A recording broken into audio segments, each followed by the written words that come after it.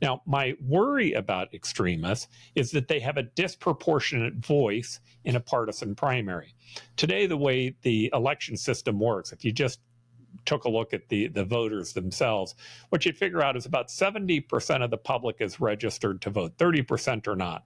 Of those people who are registered, about a third are independent, a third are Republican, a third are Democrat.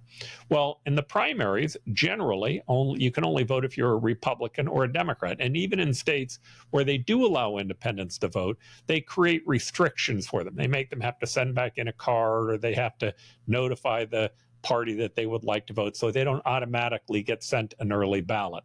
What that means is you're talking about 70% by the 33% who exists in either party who are going to take part in the primary itself.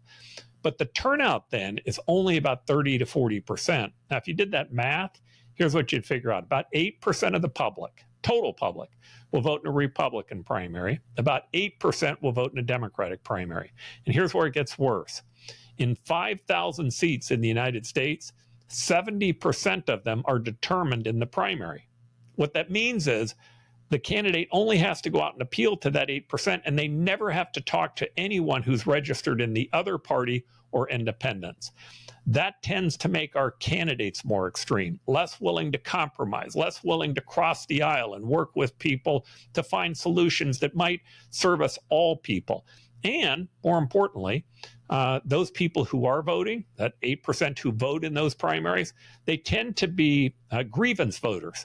They're driven by their grievances, by their anger, by their hatred of the other side. And so our candidates tend to reflect that.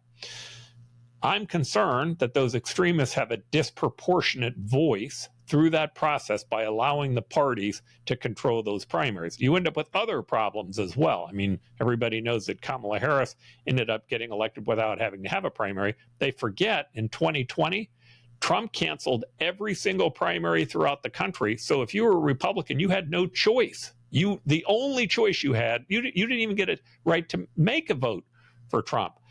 He became the nominee because he was able to cancel those presidential primaries. My point is this.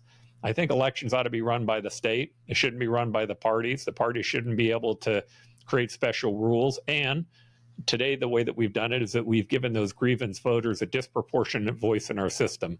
There are ways to change that. In Arizona, we have Prop 140, which will open up the system and allow more people to be able to vote, and it keeps you from being able to discriminate against independent or unaffiliated voters. It's called the FAIR Initiative.